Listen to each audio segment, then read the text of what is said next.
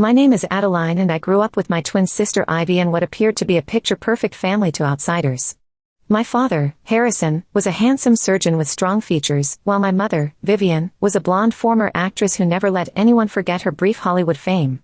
Despite their striking appearances, Ivy and I were born looking nothing like either of them. We inherited our paternal grandfather's features instead: thick black hair, prominent cheekbones, a strong nose, and a defined chin, nothing like the delicate features my mother treasured so much about herself. Such a tragedy, my mother would sigh, her eyes burning with unmistakable disappointment as she examined our faces. You girls could have been absolutely stunning if you'd taken after me instead. These cutting remarks became the painful background music of our childhood. My heart ached watching Ivy lock herself in the bathroom, sobbing for hours whenever Mom delivered these verbal wounds. Why did we have to be the ugly ones? She'd cry through the door when I knocked gently to check on her, her voice breaking with raw emotion.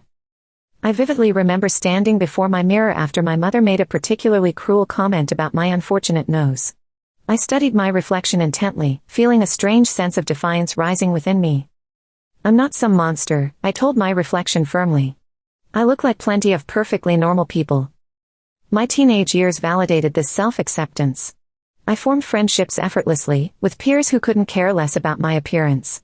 Our diverse friend group became my sanctuary. Layla had vitiligo creating beautiful patterns across her brown skin, Marcus embraced his heavy-set build with confidence, and Olivia had persistent acne that resisted every treatment. We connected authentically, sharing music, catching movies, and simply enjoying each other's company like typical teenagers. You know what makes our group special? Layla told me once, her eyes shining with genuine warmth. We're all completely ourselves, no pretending, no masks. Ivy's experience diverged dramatically from mine. While I embraced my natural features, she grew increasingly fixated on transforming hers. She desperately wanted to infiltrate the popular crowd, those conventionally attractive students who dominated our school's social hierarchy. Their rejection fueled her determination. I just need to fix my face, she'd declare frantically, tearing glossy photos from magazines. Then they'll finally accept me. Her bedroom walls disappeared beneath images of her idol, a famous singer whose face adorned every billboard in the city. The singer's petite nose, large eyes, and full lips became Ivy's obsession, everything she coveted and I supposedly lacked. I'm going to look exactly like her someday, Ivy would announce with burning conviction. Just wait and see what I become. When we graduated high school at 18, our paths diverged dramatically. I chose to pursue a degree in urban planning and architecture with our education fund. Ivy had different ambitions. I'm not going to college, she announced during our graduation dinner, her voice unwavering. My parents froze. What are you talking about? Dad demanded. I want to use my college fund for plastic surgery, she declared, her eyes gleaming with determination. I need a new nose first. Absolutely not, my father responded immediately. But my mother's expression shifted curiously. Let's discuss this further, she suggested, placing her hand on Dad's arm. While I spent the next 4 years earning my master's degree, Ivy shuttled between prestigious plastic surgeons. Her first procedure reduced her nose size. 6 months later, she had her cheekbones refined. By my graduation, my sister was becoming unrecognizable. I threw myself into building my career, eventually co-founding a successful urban development company, while Ivy continued her transformation. Over 9 years, she underwent 15 different procedures: refined nose, sculpted cheekbones, enlarged eyes, plumped lips, even an altered hairline. She grew out her hair and dyed it blonde like our mother. Isn't she absolutely magnificent? My mother would exclaim during my visits. A true beauty now. Dad initially opposed the surgeries but surrendered after the first few. By the 5th procedure, he actively supported her, researching renowned surgeons. Your sister pursues her goals relentlessly, he remarked once, as if her obsession with facial reconstruction represented admirable ambition. Meanwhile, my career flourished. By 32, I'd established a thriving real estate development firm specializing in urban renewal projects, with my own executive team. Family gatherings grew increasingly tense. My mother would adore Ivy, calling her my gorgeous creation, while barely acknowledging me except to occasionally examine my face with poorly concealed revulsion. Adeline, have you considered at least getting your nose refined? She asked during Thanksgiving dinner. Your sister's surgeon produces miraculous results. I'm completely content with my face, Mom, I responded firmly. Dad, once my defender against Mom's criticism, now joined her. Ivy looks so sophisticated now, he observed, smiling at her while frowning at me. Executive level polished. It could enhance your professional image, Adeline. My professional reputation is excellent, I replied, controlling my rising anger. Ivy would smirk triumphantly. Not everyone can endure the journey to perfection, Dad, she taunt, staring directly at me. Some people simply accept mediocrity. After her dramatic transformation, Ivy began using insults I hadn't heard since middle school bullies failed to damage my self-esteem. The monster has arrived, she'd announce when I visited. Horror movie night at the parents' mansion. I discovered she'd destroyed all our childhood photographs, every trace of her original appearance erased. When I moved to my downtown penthouse, I managed to save just 2 photos, our 6th birthday and prom night, the last time we truly resembled twins. With her manufactured face, Ivy launched a beauty clinic called Metamorphosis. She maintained a lavish lifestyle while secretly accruing massive debt. Have you seen my clinic's latest promotional campaign? She'd demand, thrusting her phone at me during visits. 100,000 followers already. Her social media featured nothing but meticulously staged photos, heavily filtered. Followers praised her natural beauty, completely unaware of the extensive surgeries creating her appearance. I maintained minimal contact while staying cordial. I had my own successful life and no interest in her toxic comparisons. Then came the dinner that changed everything. I have an important announcement, Ivy declared, clinking her crystal glass at our parents' elaborate dining table. I'm getting married. My parents erupted in ecstatic cheers while I sat there utterly stunned. His name is Julian, she continued with practiced elegance. He's a partner at Meridian Architecture, you know, that international firm designing skyscrapers worldwide. Ivy shot me a triumphant smirk before turning to our parents. This is precisely why I'm getting married while Adeline remains single. With my perfected face, I can make any successful man fall completely in love with me. Some people simply lack that power to attract quality partners. I took a measured breath, refusing to take her poisoned bait. Congratulations, Ivy. I sincerely hope you'll be very happy together. 2 days after Ivy's announcement, thunderous knocking echoed through my penthouse. I opened the door to find my sister and mother standing there with identical determined expressions. We need to discuss wedding arrangements, my mother announced, striding past me into my living room without waiting for an invitation. Ivy followed, inspecting my modern penthouse with obvious contempt while settling onto my designer sofa. Not terrible for someone who wastes money on business ventures instead of self-improvement, she remarked. What about the wedding? I asked directly, crossing my arms defensively. My mother flashed that calculating smile she used when preparing to ask for something substantial. Your sister's wedding must be absolutely flawless. It's her golden opportunity to truly cement her social position. Cement her position? I repeated incredulously. She already owns a beauty clinic. Ivy rolled her eyes dramatically. Please, that barely generates real profit. But Julian's connections represent serious wealth and influence. What exactly does this have to do with me? I questioned, though I already anticipated their answer. We require financial assistance, my mother stated bluntly. Your father and I have already invested everything in Ivy's necessary enhancements. You mean her 15 cosmetic surgeries? I clarified pointedly. Strategic investments, Ivy corrected sharply. Which clearly paid dividends. Look at who I'm marrying. So you expect me to finance your wedding? I stated directly. My mother nodded firmly. You should support your sister. This might be her only opportunity for true security. I shook my head firmly. I'll need time to consider this. My answer infuriated Ivy. She appeared at my building daily for the next week, sometimes camping in the hallway outside my door until I returned from work. I'm not leaving until you agree, she'd threaten. I'll sleep right here if necessary. After 5 days of relentless harassment, I strategically surrendered. Fine, I'll contribute to the wedding. What amount are you requesting? $125,000 should cover my portion, Ivy stated casually, as if she hadn't just demanded a significant percentage of my liquid assets. I nearly gasped. $125,000? That's completely irrational. Julian's covering the other half, she responded defensively. His family's contributing substantially too. I knew I'd regret this decision, but I agreed with calculating precision. I'll pay vendors directly, I informed her firmly. Forward their contact information. She pouted childishly but consented, and over the following days, I arranged payments with the exclusive venue, celebrity chef caterer, renowned photographer, exotic florist, and premium entertainment. Each time I authorized a payment, I felt a knot in my stomach, but reminded myself this was a strategic move to finally liberate myself from family obligations. When will I meet Julian? I inquired while reviewing ridiculously elaborate floral designs. She visibly tensed. He's completely overwhelmed with architectural deadlines currently. You'll meet him at the wedding. I found this suspicious but didn't press further. I assumed she felt embarrassed to introduce her monstrous sister to her perfect fiancé. 2 months before the wedding, I tried calling Ivy to finalize some important details. When she didn't answer after multiple attempts, I decided to visit my parents' mansion where she still maintained residence. Around 7 in the evening, I used my emergency key to enter. Immediately, I sensed something unusual. The grand dining room glowed with elegant candlelight, and I heard the distinct sound of crystal glasses clinking and sophisticated conversation flowing. I moved toward the sounds and froze in the doorway of the formal dining room.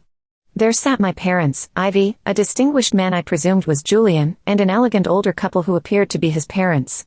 They were all impeccably dressed, laughing and toasting with vintage champagne, an elaborate engagement celebration. One I hadn't received any invitation to. The room fell instantly silent as they noticed my presence.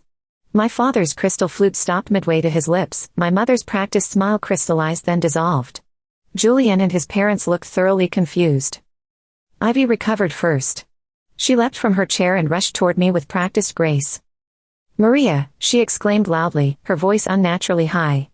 "You finally arrived. The kitchen is absolutely disastrous, and those expensive dishes won't clean themselves." She gripped my arm tightly and began steering me toward the kitchen. I was too stunned by the betrayal to resist this humiliation. "What are you doing?" I whispered furiously when we reached the kitchen. "Just follow my lead," she hissed venomously. "These people are extremely influential. Don't destroy this opportunity for me." She pushed me deeper into the kitchen and hurried back to her guests. In complete shock, I stood by the imported marble sink, attempting to process this nightmare. Then I heard Ivy's voice, deliberately projected louder than necessary, carrying clearly from the dining room. "Please forgive the interruption. Maria is this Central American immigrant we hired as part of my charitable initiative. Poor woman barely speaks proper English, but she's quite dedicated. I personally pay her double standard wages because I believe strongly in supporting those less privileged." My entire body turned ice cold. I moved closer to hear more clearly. "That's remarkably generous of you, Ivy," a refined female voice, presumably Julian's mother, responded warmly. "Few young people today consider the underprivileged." "We instilled proper values in her," my mother added proudly. I couldn't comprehend what was happening. My own family was pretending I was their servant. I remained frozen, the magnitude of betrayal overwhelming me. Initially, I considered leaving quietly and addressing this humiliation later, away from strangers. I attempted to slip through the dining room toward the entrance, keeping my gaze lowered. "Maria," Ivy called out sharply as I passed. "The dishes need washing immediately, not tomorrow. Don't wander around disturbing our important guests." Something fundamental broke inside me. I strode purposefully to the table and slammed my palm down with such force that fine china rattled and everyone visibly startled. "My name is not Maria," I stated, my voice controlled despite the fury racing through my veins. "I'm Adeline Mercer, CEO of Restoration Properties, and Ivy's identical twin sister." I turned directly to Julian, whose handsome face registered complete shock. "Look carefully at me. This is what your fiancée actually looked like before 15 plastic surgeries completely transformed her appearance. And her beauty clinic. It's drowning in debt." The silence was devastating. Julian's mother pressed her hand against her chest, his father's expression froze in disbelief, and my parents appeared desperate to disappear. I turned to Ivy, whose face had drained of color beneath her perfect makeup. "Clean up your own catastrophic mess for once in your privileged life," I stated coldly. Then I walked out, trembling with righteous fury all the way back to my penthouse. The moment I entered my penthouse, my phone erupted with notifications. "My mother, how could you humiliate us in front of Julian's family?" "My father, you've completely crossed the line this time." And "Ivy," a barrage of vicious expletives I refused to repeat. I ignored their messages until Ivy called for the 20th time. I answered, interrupting her immediate tirade with a direct question. "Were you ever planning to invite me to your wedding?" There was a telling pause. Then, why would I want a monstrosity like you at the most significant event of my life? You'd completely destroy all the professional photographs. That's precisely what I needed to confirm, I replied coldly before ending the call. Within the hour, I had contacted the exclusive venue, celebrity chef caterer, renowned photographer, exotic florist, and premium entertainment company, canceling everything. The vendors were surprisingly accommodating. These situations occur, they assured me, refunding my deposits minus minimal cancellation fees. I powered off my phone, poured myself a glass of expensive Cabernet, and made a private toast to the $120,000 I had just reclaimed. I awakened the next morning to violent pounding on my penthouse door. Through the peephole, I spotted my sister, mother, and father standing in the hallway, their faces twisted with unbridled fury. "Open this door immediately, Adeline," my mother demanded loudly. Against my better judgment, I let them in. They stormed into my stylish living room like destructive forces of nature. "What the hell have you done?"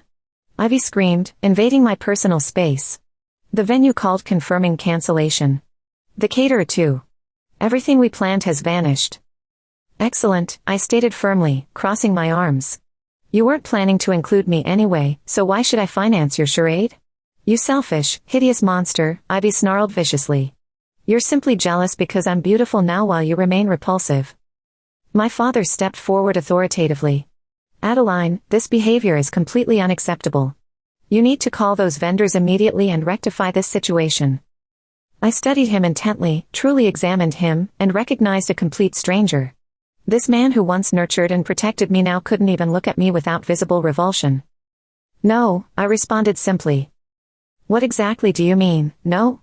my mother demanded incredulously. "I mean absolutely not. I'm not contacting anyone. I'm not financing anything. The money has returned to my account where it rightfully belongs." "You're deliberately destroying Ivy's life because of jealousy," my mother accused, her voice saturated with disgust. "You've always been envious of her." I laughed, genuinely laughed. Envious of what exactly? Her profound insecurity? Her superficial relationships? Her completely manufactured face that bears no resemblance to her actual appearance? "At least my face is genuinely beautiful," Ivy hissed venomously. "Unlike your pathetic natural features." "Get out," I stated, suddenly exhausted by their toxicity. "Get out of my home immediately." "You'll deeply regret this decision," my mother threatened as I ushered them toward the exit. "You'll end up completely alone with those unfortunate features." "I'd rather be alone than surrounded by such shallow, manipulative people," I replied confidently, closing the door firmly behind them. I assumed that would conclude matters, but Ivy wasn't finished with me. That night, she launched an aggressive social media campaign, posting elaborate, detailed accusations about how her jealous sister had destroyed her wedding out of spite, claiming I'd always envied her beauty and success, and alleging I deliberately sabotaged her happiness. Her followers immediately rallied behind her, sending waves of support and indignation on her behalf. I could engage in this battle too. Though I rarely used social platforms, I maintained professional accounts. I composed one concise post. "Interesting how my twin sister claims I'm jealous of her natural beauty. For those curious about what natural actually looks like, here's us at our high school graduation before her 15 plastic surgeries." I attached one of the few photographs I'd preserved, Ivy and me at 18, looking identical with our distinctive features and dark hair. The response was instantaneous. Ivy's followers expressed shock. Comments flooded in. "Wait, you're twins? She never mentioned having a sister. Is that really her original appearance?" Several of Ivy's closest associates seemed genuinely hurt she'd never disclosed having an identical twin. Others expressed surprise at the extent of her surgical transformations, which she'd consistently downplayed as minor enhancements. Ivy attempted to have my post removed, claiming privacy violation, but the damage was irreversible. Screenshots circulated widely. Discussion spread.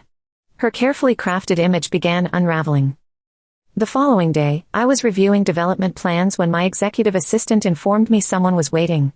I was surprised to find Julian, Ivy's fiancé, standing professionally in my office doorway. "May we speak privately?" he requested. I gestured for Julian to sit. He embodied refined elegance, tall with intelligent eyes and understated confidence, precisely the type I'd never expect Ivy to attract. "How can I help you?" I asked, maintaining professional composure.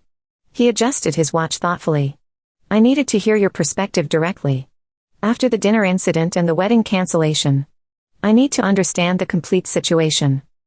I evaluated him carefully. Did Ivy send you here? Absolutely not, he replied immediately. She's unaware of my visit. She'd be furious if she discovered it. That response seemed genuine. What specifically do you want to know? I asked. Everything, he said directly. Beginning with why your family presented you as household staff. I explained concisely, our childhood with our appearance-obsessed mother, Ivy's determination to transform herself, the surgeries, our growing estrangement, and finally, the wedding situation. She actually underwent 15 surgeries? He asked, visibly shocked. At minimum, I confirmed. She began at 18 instead of pursuing education. Our parents invested their retirement savings in her transformation. Julian ran his hand through his hair. She told me she'd had minimal adjustments. Just a simple rhinoplasty during college. I laughed without humor. Have you ever seen photographs of her before? No, he admitted. She claimed they were all destroyed in a house fire years ago. There was never any fire, I clarified. She deliberately disposed of all evidence. She doesn't want anyone knowing her true appearance. Julian remained silent for a thoughtful moment. You look completely fine, he said finally. Natural. Authentically human. Looking at you, I can visualize what Ivy might have been without all these interventions. I appreciate that, I replied, surprised by his sincerity. I've been experiencing serious doubts, he confessed. Even before that dinner, something consistently felt inauthentic with Ivy, as though she was performing rather than existing. After witnessing how she treated you, how your entire family fabricated so effortlessly, I cannot proceed with this marriage. That remains between you both, I responded carefully. I didn't share this to disparage your fiancé. You didn't, he agreed. You're nothing resembling her descriptions. And what did she describe? A bitter, jealous person who's consistently attempted to undermine her since childhood. Someone so consumed with envy they cannot tolerate others' happiness. I shook my head. That reflects her projection rather than my reality. Julian stood. Thank you for your honesty. I have challenging conversations ahead. Good luck, I replied, sincerely meaning it. 2 days later, news erupted across Ivy's social platforms, the wedding was cancelled. Julian had terminated the engagement, citing fundamental incompatibilities.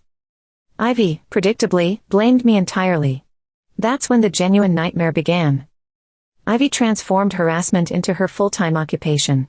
She would lurk outside my downtown building each morning. She'd shadow me to important meetings. My phone became inundated with messages from her and numerous fake accounts she methodically created. You've destroyed everything I built, she texted at 3 a.m. I'll systematically dismantle your life in return. She even contacted my business partners directly, demanding they sever ties with me for unethical conduct and psychological damage to family. She appeared uninvited at investor meetings, creating disruptive scenes that left me struggling to preserve my professional standing. One evening, I returned to find her sitting in my building's hallway, expensive mascara streaming down her face. Julian is seeing someone else already, she revealed, her voice empty. Some ordinary architect from his firm. Absolutely nothing remarkable about her whatsoever. I'm genuinely sorry, I said, truly meaning it. Despite everything, witnessing her pain still affected me. No, you're not, she snapped, vulnerability instantly vanishing. You orchestrated this. You wanted me to lose everything. That's completely false, Ivy. I simply wanted basic respect and acknowledgement. You'll suffer consequences, she threatened, rising. I'm far from finished with you. After she departed, I immediately contacted my company's legal counsel who specialized in harassment cases. I explained the situation thoroughly, and he helped draft a comprehensive cease and desist letter. It explicitly stated that continued harassment would result in immediate legal action. The letter evidently alarmed her because the calls and messages stopped instantly. The stalking ceased. For the first time in weeks, I could breathe freely again. Sitting in my peaceful penthouse that evening, I reflected on my mother's role in our family dynamics. In many ways, this entire situation stemmed from her influence. From childhood, she had planted deep insecurity in both of us. While I eventually overcame those damaging messages, they completely consumed Ivy. You look absolutely dreadful, my mother had repeatedly told us throughout our formative years. For me, they eventually became meaningless words. For Ivy, they became her defining truth. Browsing social media briefly, I discovered a photo of Julian with his new partner. She was, as Ivy had described, completely ordinary looking. She had natural features, simple glasses, and an authentic smile. They appeared genuinely content together. I closed my laptop and examined my reflection. The same strong features that had always defined me looked back, my grandfather's heritage visibly present across my face. I recognized nothing requiring change or concealment. My phone chimed with a message from Christopher, an architectural historian I'd been seeing recently. "Still meeting for dinner tomorrow?" he'd written. "Looking forward to it," I replied, smiling contentedly. Life was returning to normal, and I was discovering that normal felt remarkably satisfying.